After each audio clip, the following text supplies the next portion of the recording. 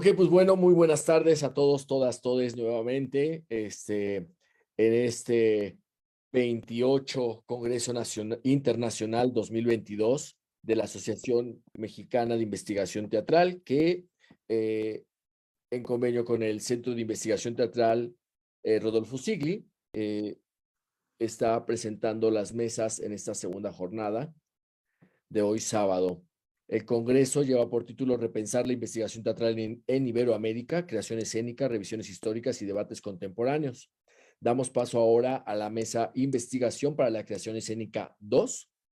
Y bueno, el día de hoy nos acompañan diversas personalidades que nos harán el favor de presentar sus trabajos de investigación. Vamos a abrir con Ramsés Ojeda Barreto, que nos acompaña de la Universidad Internacional de La Rioja, Universidad Intercontinental, con la ponencia El proceso de creación investigación artística en la escena Buto en México, liminalidad y acción política.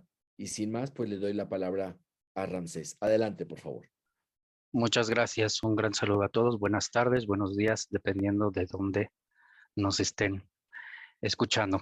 Pues quiero compartir para iniciar que esta investigación pretende contribuir a la reflexión sobre prácticas y expresiones escénicas consideradas como liminales, como una problemática compleja, explicando la interacción entre tres proyectos de investigación que forman parte de un subsistema dentro de una visión sistémica en una propuesta de investigación.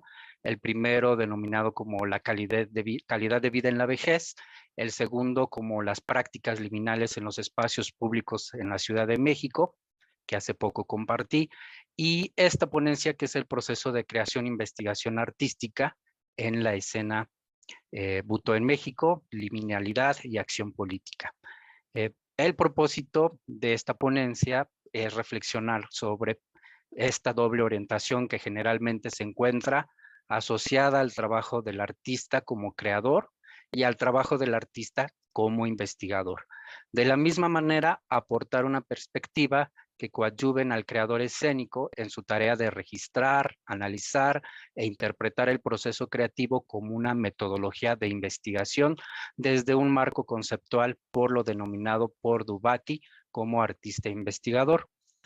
En este sentido, también haremos una revisión, muy breve revisión, para el estudio de las expresiones de la danza Buto en México, específicamente en la década del 2010 al 2020, desde la práctica como una cosmovisión ritual, espacios liminales, acción social o política y vinculado a los procesos evidentemente de investigación que estamos mencionando.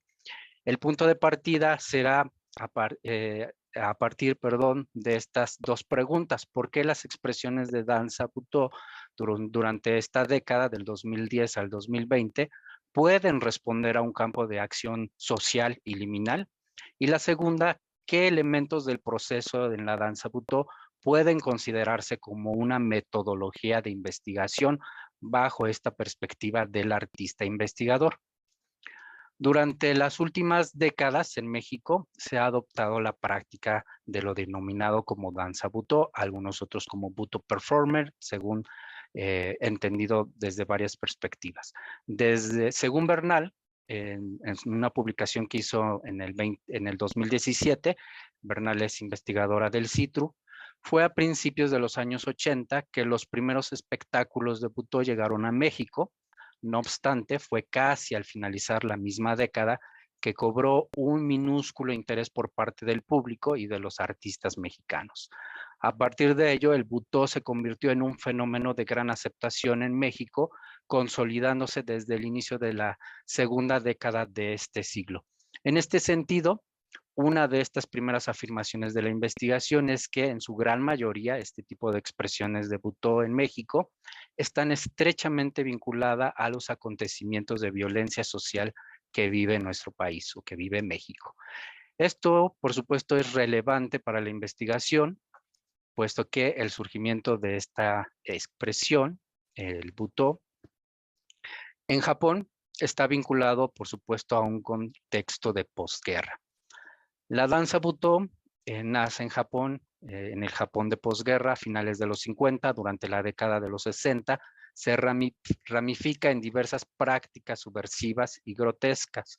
Según Kazuko, sus creadores son Tatsumi Hijiyata y Ono Kazuo. Según Makinu, desde la primera pieza denominada Kinjiki de Hijikata y de Yoshito Ono, mostrada en el 1959 hasta la rebelión de la carne, un performance o una performada en la Universidad de Tokio en el 1968, pasando por la creación colectiva del Ankuku Buto en 1961. El Buto ha sido una manera de denominar aquello cuyo arte consiste en la encarnación de lo prohibido y lo transgresivo.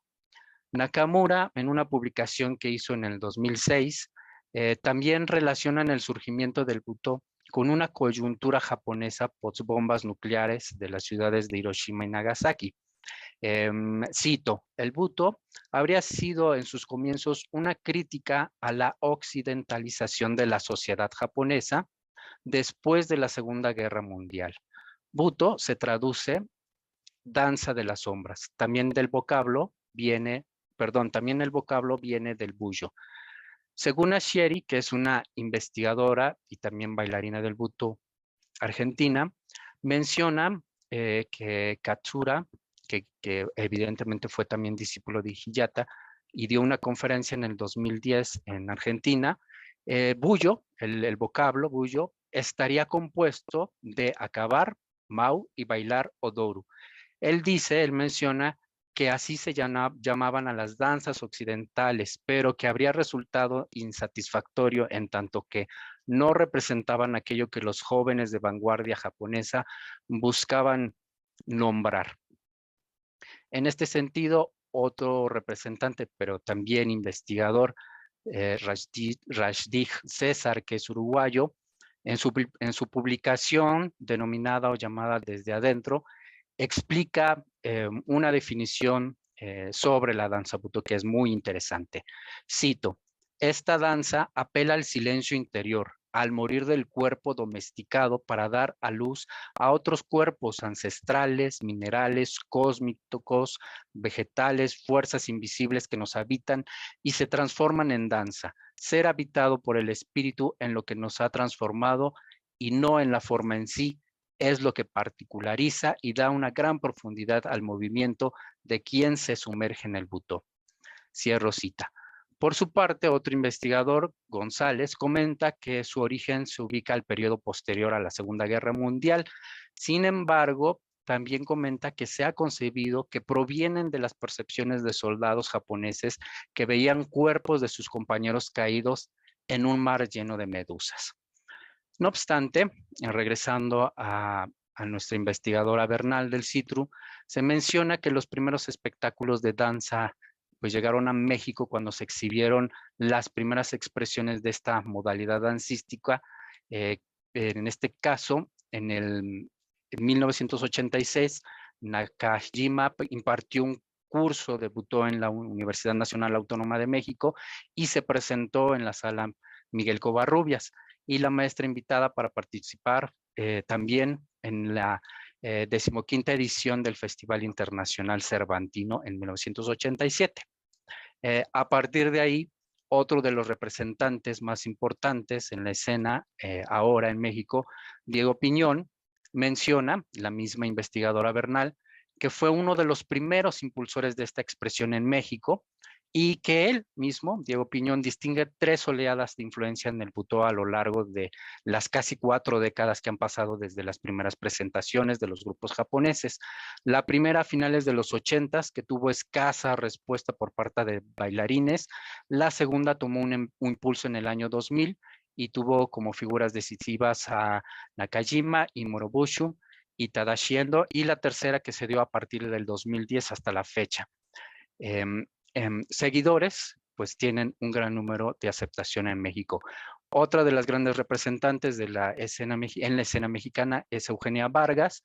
En este caso, ella empieza a trabajar desde el 2008 con su laboratorio escénico Danza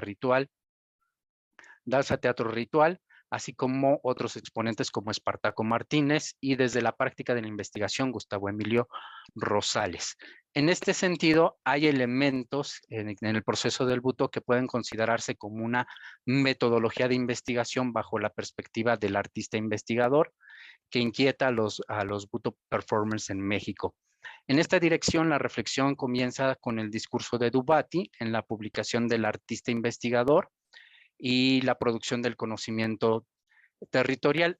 Él menciona, una filosofía de la praxis comenta las ciencias del arte y dentro de ellas las ciencias del teatro, teatrología, se componen de un amplio y creciente conjunto de disciplinas científicas que producen discursos sobre el arte y el teatro. La ciencia del arte y del teatro producen sobre el arte, el teatro, un conocimiento riguroso, sistemático, crítico, fundamentado, sensible y validado por una comunidad de expertos o especialistas. También otro investigador muy importante y en esta línea plantea dos vías posibles en el sentido del artista investigador.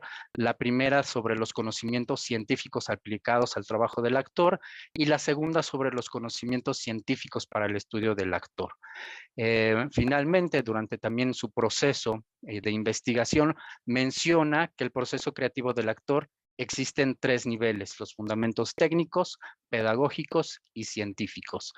Entonces, lo denominado como un laboratorio escénico es en donde se enmarca esta metodología para la experimentación y innovación destacada de esta reformulación del concepto. Prácticamente la mayoría de los exponentes de la escena mexicana del Buto pues están en estas prácticas de laboratorio en sus procesos de investigación. Ya para finalizar, en este sentido, uno de los primeros hallazgos es que las expresiones de esta danza o del Buto en México corresponden a lo denominado como liminal, en cuanto que están asociados a los bordes, sin generar con él un estatus u orden imperante, y que desde la misma manera estos procesos de creación e investigación, quizá de manera o no consciente, están inmersos en un marco metodológico que es lo denominado como el laboratorio escénico. Muchas gracias. Muchísimas gracias, maestro Ramsés. Y bueno, ahora le doy paso a Guadalupe Fuentes Castellanos. Ella nos acompaña de la Universidad Tecnológica del Norte de Guanajuato con su ponencia La mirada de Caro, Yoshi, Leo y Andrés. Virtualidad y nuevos públicos para el teatro. Adelante, maestra Guadalupe. Buena tarde, un placer estar aquí con ustedes. Y disculpándome por anticipado por el ruido que puede existir en este momento, lo agradezco mucho, de verdad. Voy a compartir pantalla en este momento.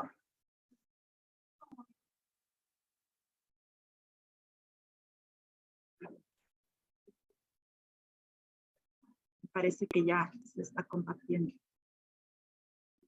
Bien, inicio con mi ponencia.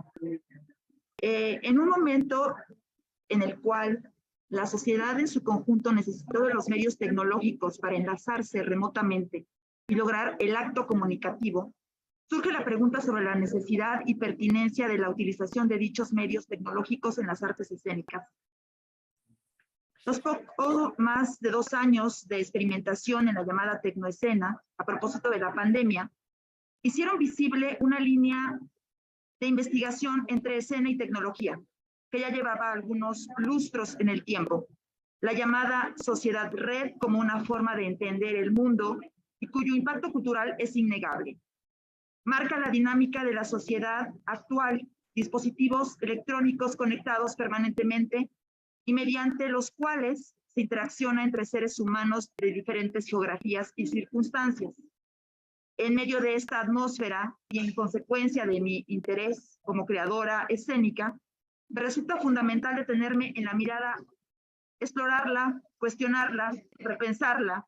Como sociedad, hemos privilegiado el sentido de la visión.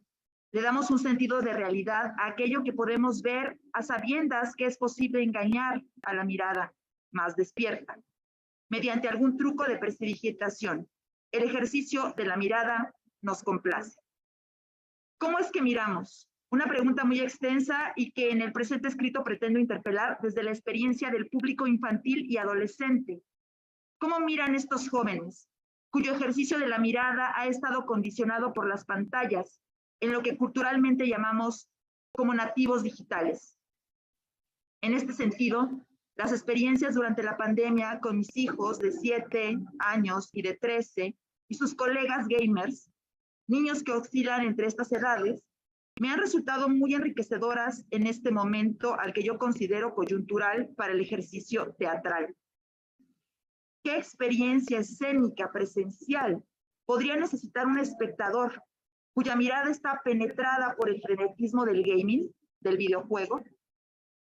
En concepciones de teatro, poéticas teatrales y bases epistemológicas, Jorge Dubaty se refiere al acontecimiento convivial como punto de partida del teatro. El convivio es la institución ancestral, esa reunión que permite el encuentro de un grupo de hombres y mujeres en un centro territorial, en un punto del espacio y del tiempo. Y justamente eso es lo que ocurre en las experiencias del videojuego por streaming, concepto que hace referencia a la visualización de eventos en tiempo real a través de una serie de plataformas destinadas a ello. Esta posibilidad de interacción a distancia que las nuevas generaciones comparten en un momento en que es difícil y en ocasiones imposible establecer contacto físico y presencial, ha permitido el encuentro y con ello la creación de comunidad. Los medios tecnológicos, por medio de la virtualidad, permiten el tránsito y el encuentro en espacios digitales, en los cuales también se opera el convivio del que hablaba Dubaty. Si nos acercamos a las métricas que la industria del videojuego genera, veremos que no se trata de algo menor. Aquí cito una publicación de Mónica Garduño en la revista Forbes Digital, fechada en marzo de 2021. El confinamiento producto de la pandemia de COVID-19 impulsó a la industria de los videojuegos en México.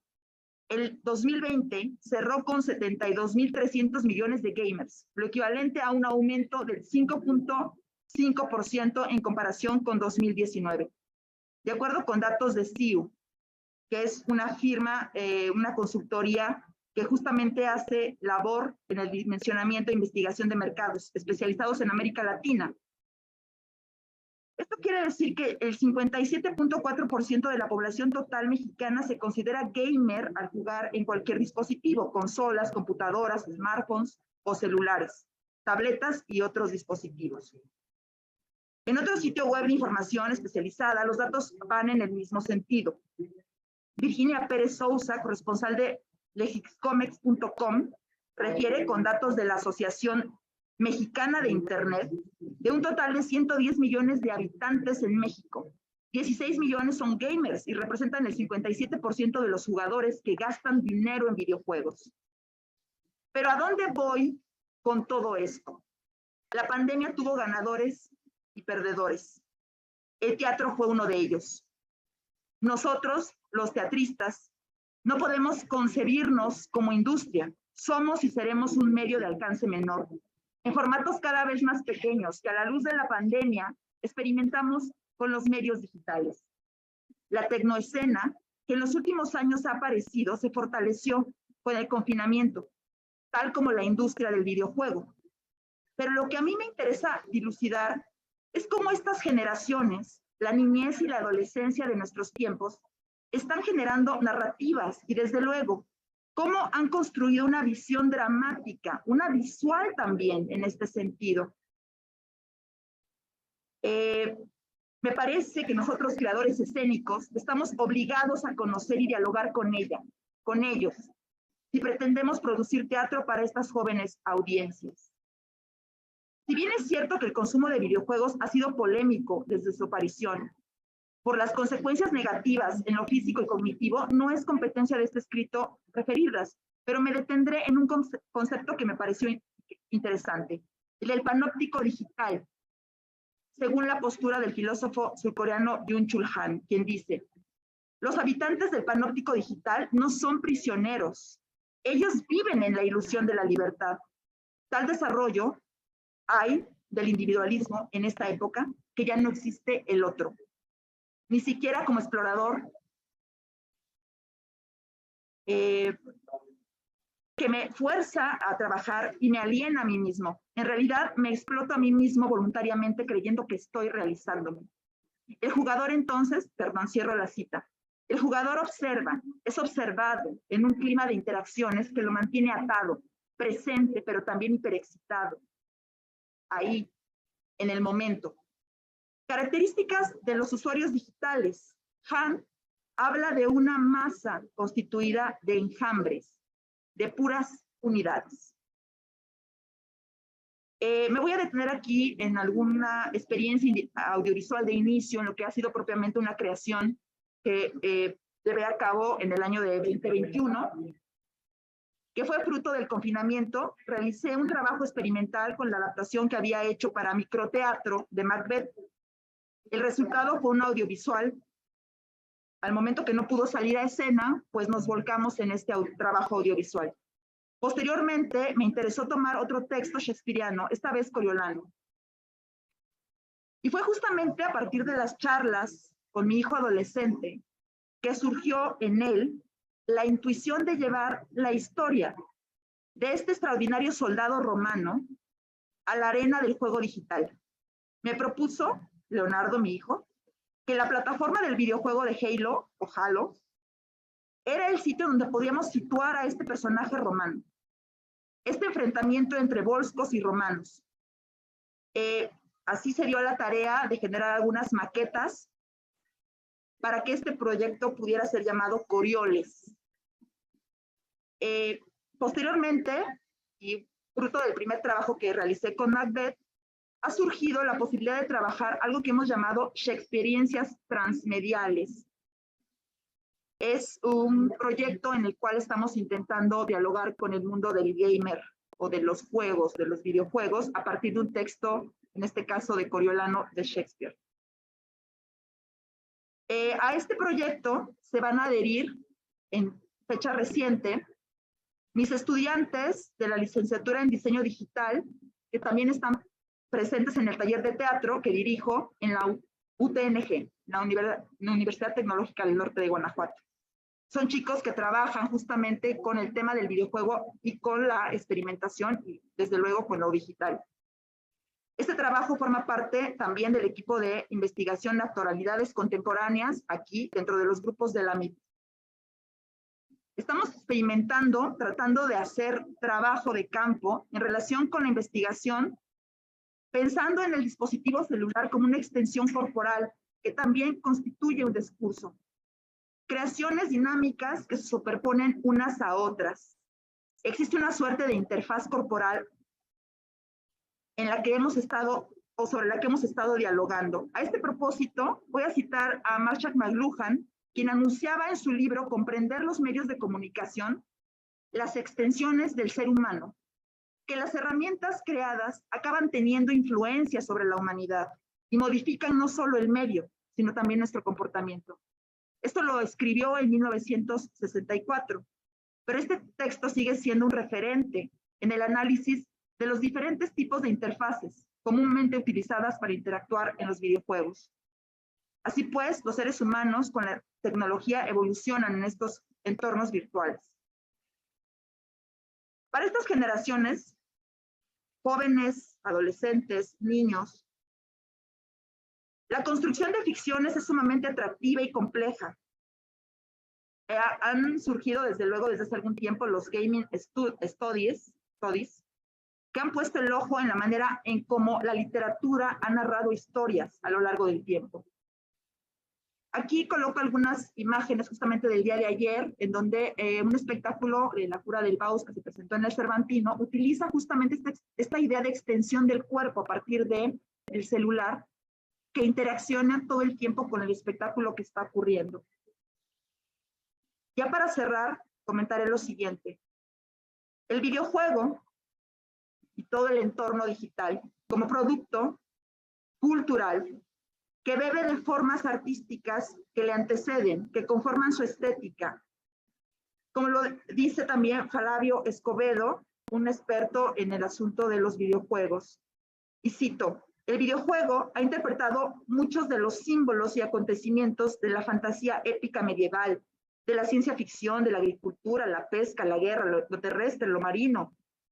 Desde luego, las civilizaciones clásicas, pero también la política, ha interactuado con disciplinas artísticas de una u otra forma: la música, el cine, la literatura, la pintura, la escultura y, por supuesto, el teatro, el deporte. Y yo me pregunto, ¿el teatro ahora mirará a toda esta cantidad de información cultural que son los videojuegos? Es una pregunta que queda ahí abierta y presente para la experimentación. Muchísimas gracias por su atención. Muchísimas gracias, estimada Guadalupe. Muy interesantes las reflexiones que nos hace, por las que nos lleva entre el entorno digital y la ficción teatral. Y bueno, sin más preámbulos, ahora le doy la palabra a Alfonso Santillán Vázquez.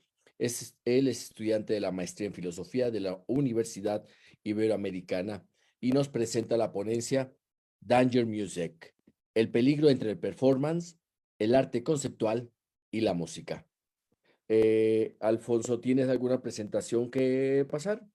Sí, aquí tengo. A ver, ¿puedes hacer la prueba de que se comparte, por favor? Creo que no me está dejando. A ver, creo que es esa. No me está permitiendo, pero si no me la viendo así, no No, pasa ahorita nada. damos permiso. ¿Podemos darle permiso, por favor, a Alfonso de compartir? Es solamente un asunto Creo de... que es más bien de mi... Creo que es más bien de mi, ¿cómo se Sí, dice? aquí tiene permiso. Sí, es su ¿Sí? Ok. dispositivo. ¿Puedes tratar, por favor? ¿A este dispositivo? Sí, entonces así no pasa nada. Bueno, ok. Adelante entonces, por favor, Alfonso. Gracias. Sí, muchas gracias. Bueno, yo les quiero compartir una investigación que realicé en la licenciatura, en realidad, que fue al encontrarme con el Danger Music, que son unas piezas que conceptualizó Dick Higgins dentro del movimiento Fluxus en los años 60, por ahí del 62. Hizo una serie de piezas que lo que pretendían era explorar la sensación del peligro, ya fuera en el intérprete, en el compositor o en el público, que esa fue la parte que más me interesó.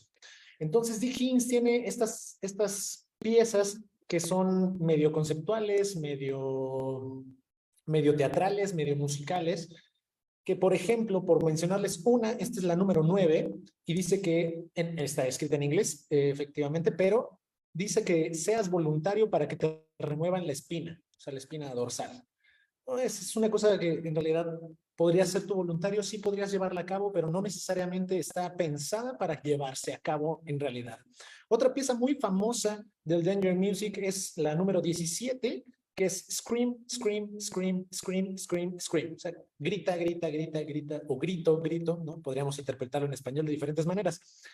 Pero esa se ha interpretado mucho y de hecho pues, se ponen a gritar de una manera escandalosa por varios minutos hasta que se acaba la voz. Tiene diferentes interpretaciones y a mí lo que me llamaba la atención era cómo eso generaba la sensación de peligro o cómo es que la música o el teatro o el performance o este espacio intermedio con el arte conceptual podía generar la sensación de peligro en el público en particular. Entonces, eso fue lo primero que a mí me llamó la atención y lo que hice para llevar a cabo la investigación fue de inicio hacer una encuesta de manera muy informal en Facebook y tiré la pregunta de ¿en qué situaciones tú te sientes en peligro o sientes miedo? Hubo muchas respuestas muy diversas, pero en general cuando me respondían, bueno, me siento indefensa, sobre todo las mujeres cuando camino hacia un grupo de hombres de noche. O algunos me decían, bueno, me siento como con miedo, en peligro cuando estoy en un juego mecánico. O diferentes cosas así. Y yo siempre les respondí una segunda pregunta que era, bueno, entonces, cuando tienes miedo es cuando pierdes el control. O sea, cuando sientes que la circunstancia puede estar como por encima de ti. Y me respondían, sí, puede ser. O sea, podríamos resumirlo en que perdemos el control. O sea, como que no tengo el control de la situación. Y basándome en eso, entonces ya llevé yo a cabo una investigación documental acerca de qué eran las emociones, qué es una sensación, cómo se puede esto ver desde la psicología también, y pues cuáles eran como las bases del Fluxus, ¿no? ¿Qué antecedentes tenía? para yo poder desde ahí generar piezas originales de Danger Music en donde investigaron el miedo, pero ya no el miedo o el peligro en los 60 con Dick Higgins, sino un miedo situado más bien en mi realidad y con mis allegados, ¿no? Que era esta pérdida del control. Llegando a ese punto, fue cuando yo decidí componer unas piezas que yo pienso como musicales, pero que terminan siendo una especie de performance al momento de presentarse en concierto. Presenté 4 piezas originales y también algunas de Dick Higgins. La primera pieza fue Danger Music Alpha, yo le puse así, y dice cuero, vidrio, rompe, azote. Esas 4 palabras, eso tiene que ver con alguna de las piezas de Dick Higgins que también tiene esta estructura. Y lo que hicimos con el ensamble de música que yo armé fue literalmente con pedazos de cuero, con cinturones de cuero y vidrio en el espacio en donde hicimos el Danger Concert, crear una especie de pieza improvisacional, musical, que ensayamos, que veíamos cómo se relacionaban los sonidos de una cosa y otra, pero al mismo tiempo, y esto era lo más interesante, pues sí llegando a violentar al público, o sea, sí llegando a romperle los vidrios en los pies, a darles como cinturonazos, a estar pensando en esto. Entonces, la violencia era muy crítica en ese momento. En la segunda que se me ocurrió fue la Danger Music Beta, y era renuncia a los derechos sobre tu persona. Porque este era el punto más importante en cuanto al peligro y al miedo. El sentir que no tengo control sobre mi propio cuerpo, sobre mi propia experiencia. Así que la manera de llevarla a cabo, que era, el concepto era renunciar a los derechos sobre nuestra persona. La manera de llevarlo a cabo en el concierto fue firmando un contrato de cesión. Que yo planteé con un abogado, me dice, bueno, hay ciertos límites, no se pueden vulnerar los derechos humanos, etcétera. Entonces tú podrías ahí decir muchas cosas, pero hay cosas que no se pueden hacer. Pero básicamente lo que decía este contrato era que tú no podías demandar de ninguna manera, no podía tener efecto legal ninguna de las actividades que ocurrieran dentro del espectáculo. Y tenía cosas más específicas, como que podías salir, no sé, sin ropa, con la ropa rota, que podías tener alguna mayugadura, algún moretón, que podías salir lastimado de este espectáculo. Y entonces, al momento de que ellos llegaran al lobby, tenían que leer este contrato, firmarlo si así lo deseaban, y entonces entrar al espectáculo. Al final esto es una obra conceptual, o sea, yo no pensaba arrancarle la ropa a nadie, yo no pensaba lastimar a nadie, pero que ellos pudieran pensar en la potencia de esas acciones dentro del espectáculo. Y me llamaba la atención que todos aceptaron. Todas las personas que llegaron a ese espectáculo firmaron el contrato, ¿no? A expensas así. Ahorita hablo un poco más de ese segundo paso. Luego hice Danger Music Gamma, que es bloquea el movimiento, evita el contacto, suspende la interacción. Esas son las 3 oraciones básicas. Y a lo que me refiero es justo que se sientan solos. Por lo tanto, lo que hicimos fue vendarlos de los ojos, como suprimir sus sentidos, que no pudieran sentirse dentro de una comunidad en el espectáculo, sino como estar aislados, sin que pudieran tocar a los demás porque están amarrados de las manos, cosas así, y ahí dejarlos un ratito. En lo que a todos los demás los vendábamos de los ojos y les hacíamos toda esta cosa, pues iban entrando y hubo unas personas que estuvieron un buen ratito en ese estado, que fue de los que mejor funcionaron, pero ahorita llegó a ese punto. Y un último paso fue Danger Music Delta, que es Escapa del Laberinto, que era un momento en el que en el espacio en el que estábamos los dejábamos solos y es de, ahora encuentra la manera de salir. Y fue interesante la dinámica. Así que bueno, ocurrieron en ese sentido. Primero los vendábamos, bueno, primero lo del contrato, luego los vendábamos, suprimíamos sus sentidos, los hacíamos sentir solos, los metíamos al espacio, ahí ocurrían un par de piezas más musicales, como de gritos, ocurría esta pieza que les cuento del cuero, del vidrio, de rompe y azote, y al final escapaban del laberinto. Para después, ya salían de eso y hacíamos una encuesta pues ya más o menos cuantitativa, de qué es lo que había pasado, qué habían sentido, cómo se habían sentido mejor. Vale la pena recalcar que en este experimento, en esta experimentación, también había un paramédico afuera por cualquier ataque de ansiedad, o sea, estábamos preparados para cualquier cosa que pudiera suceder y que tenían una palabra clave, ¿no? En el momento en el que sintieran que ya era demasiado, se podían salir del espectáculo, no pasaba nada, era completamente voluntario todo esto, no podía pasar a más porque yo no quería dañar a nadie. Bueno, el momento de mayor ansiedad, todos me dicen que es como cuando firman el contrato, renuncian a sus derechos, entonces sienten una especie de ansiedad de qué es lo que puede pasar y su mente puede ir a cualquier lugar, que eso era lo que yo quería explotar. Que tenía que llegar al punto de pensar lo peor y con eso sentir ese miedo. Yo no podía ejercer la violencia, ejercer el miedo ahí, sino que tenía que estar dentro de su psique, ¿no? Eso era lo importante para mí. Finalmente, las conclusiones a las que llegamos después de este gran experimento y estos pequeños performances así unidos en un gran concierto, fue que en realidad el mayor miedo fue de parte del creador. O sea, de mi parte, fue muy difícil el aventurarme a saldar estas grandes limitaciones, el pasar estas paredes y en de verdad llevarlos más allá, llevarlos al límite. Muchos de los asistentes me dijeron, la primera parte estaba yo muy angustiado, ya después como que se me bajó, ya no sentía el miedo, ya no sentía el peligro, una serie de cosas que fueron muy interesantes. Y pues eso va a desencadenar en la investigación que estoy realizando ahorita de qué espacio juega la violencia en el arte.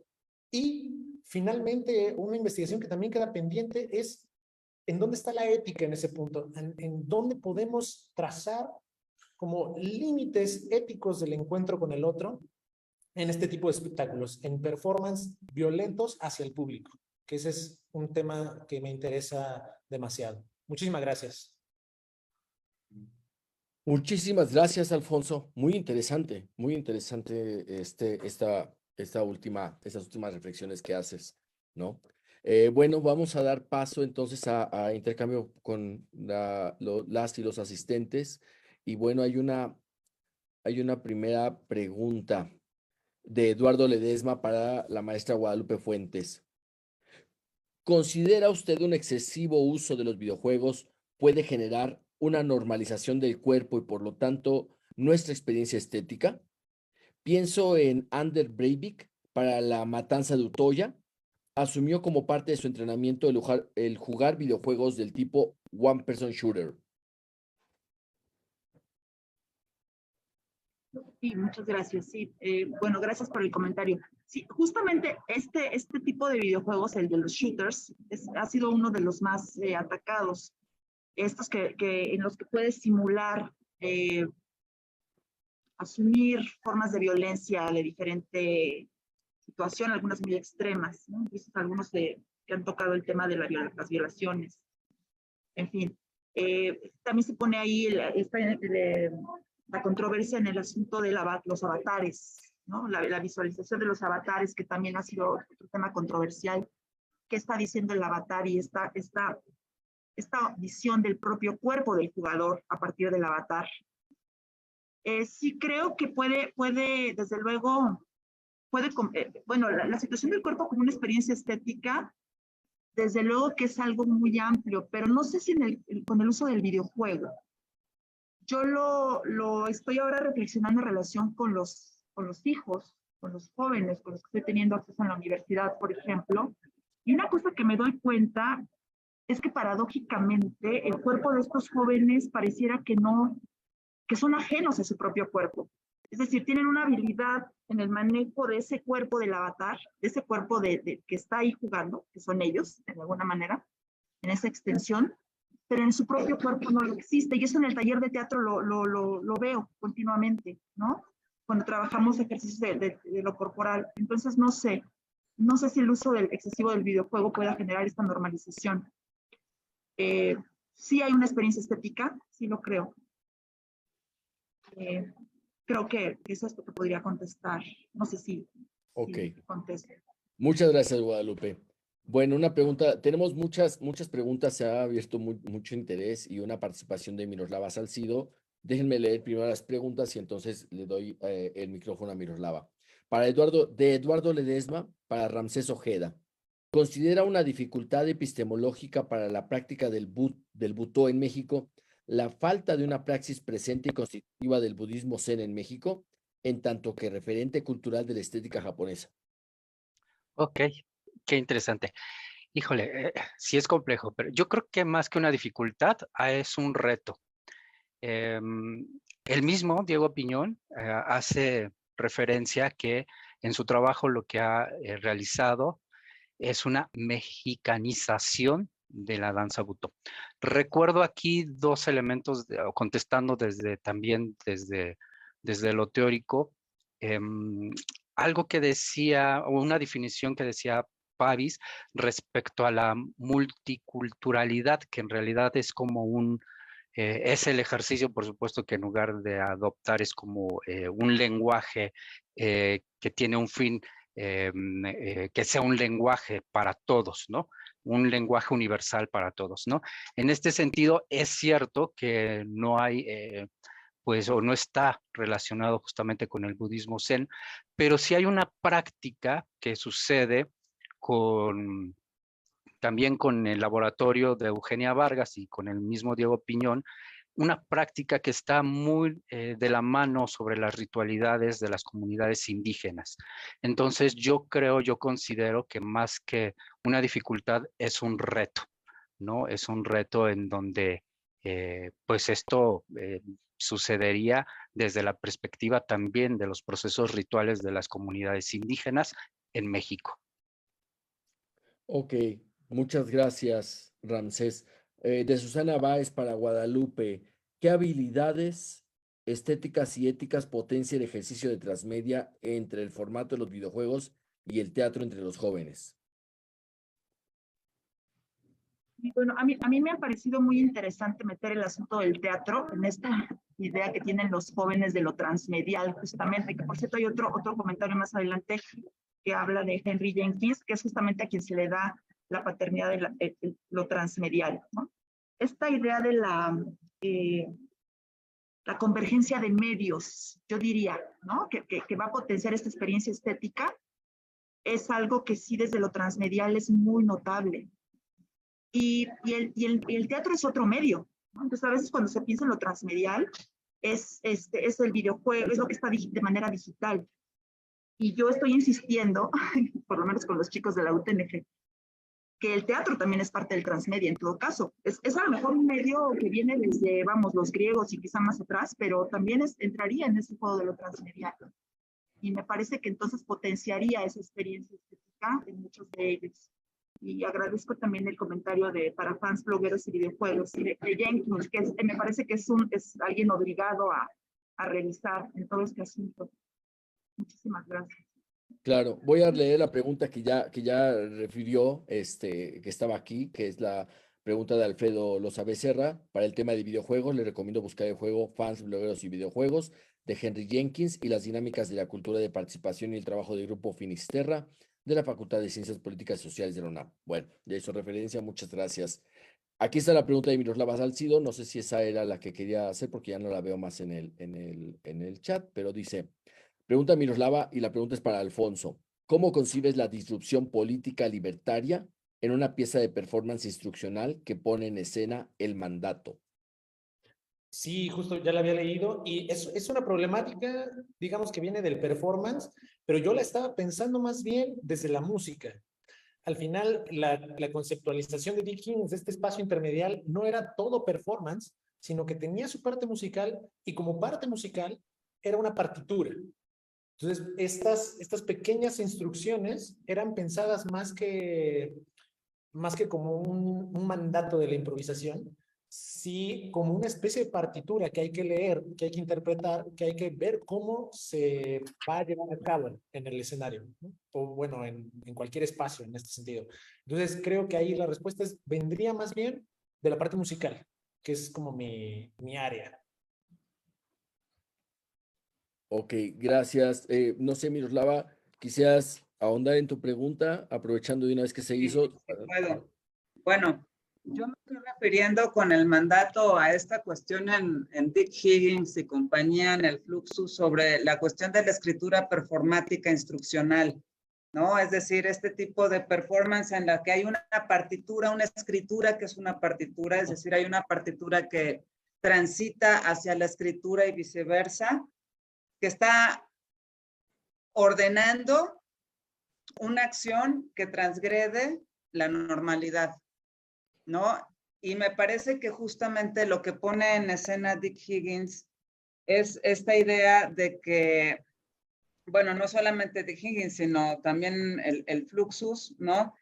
Que sobre cómo se puede usar la escritura en el cuerpo, ¿no? Es decir, hay una diferencia entre la escritura instruccional de, por ejemplo, destape esta botella, quite usted el tapón, agregue no sé qué, ¿no? O, por ejemplo, las instrucciones que tenemos, por ejemplo, con el semáforo, o, por ejemplo, con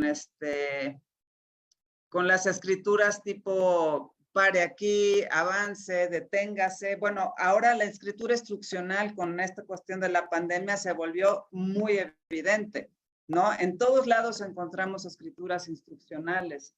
Y creo que justamente lo que el Fluxus hace es hacer de una escritura instruccional una irrupción que saca de la normalidad.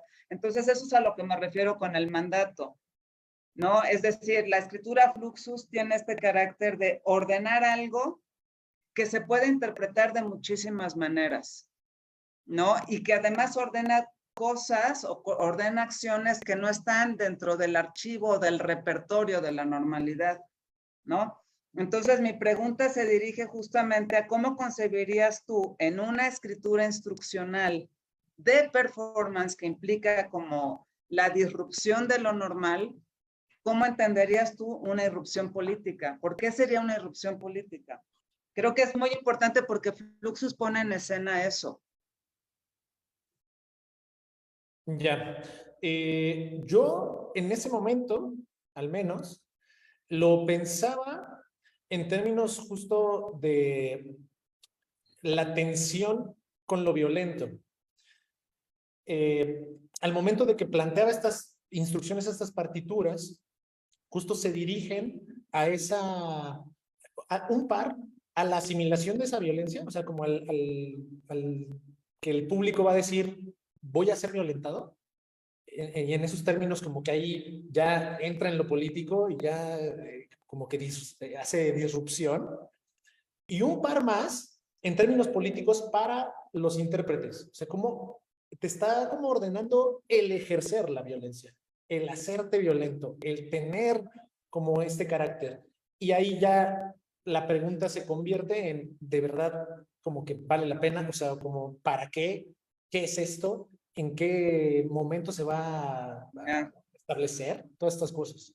Bueno, Ok. es que yo soy miembro fundador del grupo de performance MEFO y trabajé bastante con esta cuestión de la violencia, y yo voy a insistir en que mucho de lo que vemos sobre la violencia que se ejerce en el performance forma parte de todas maneras de una representación. Porque tú en un performance de este carácter instruccional puedes detenerte y salirte, lo cual no sucedería, por ejemplo, en una marcha que es detenida por granaderos, ¿no? Sí. Entonces ahí hay, bueno, muchas cuestiones. Gracias. Ok. Muchas gracias, Miroslava. Bueno, se nos acaba el tiempo. Voy a leer un comentario de Tania Castillo. Dice, de hecho existe dramaturgia, esto es para la maestra Guadalupe, existe dramaturgia con emojis. En mi caso he estado revisando ese tipo de propuestas. Gracias a Guadalupe Fuentes por su aportación. He de decir que yo incluso vi un libro escrito con puros emojis hace como 10 años y era muy chistoso, muy chistoso, era muy absurdo. Para Ramsés había una pregunta: ¿qué vínculos habrá entre las expresiones escénicas del buto y el cante hondo y el flamenco? Y una más por ahí para Alfonso, que decía, ay, ¿dónde estaba? ¿Cuál es la relación entre violencia y arte? En fin, todo esto da para mucho entre la noción de la violencia, el cuerpo, el buto, ¿no? Como acción política, etcétera. Pero bueno, les agradecemos mucho. Vamos a dar por terminada la mesa del día de hoy. Les recuerdo a la gente que nos sigue en redes sociales que vamos a hacer una pausa para un receso para comer. Regresaríamos a las 16 horas. Por favor, estén atentos y atentas para poder conectarse con nosotros. A las asistentes, a las personas asistentes en Zoom, muchas gracias por acompañarnos. Se ponen cada vez más emocionantes y más interesantes los temas y el desarrollo de los temas en las mesas. Muchas gracias. Y pues bueno, les agradecemos a nombre de la Asociación Mexicana de Investigación Teatral y del CITRU su presencia con nosotros. Tengan muy buena tarde.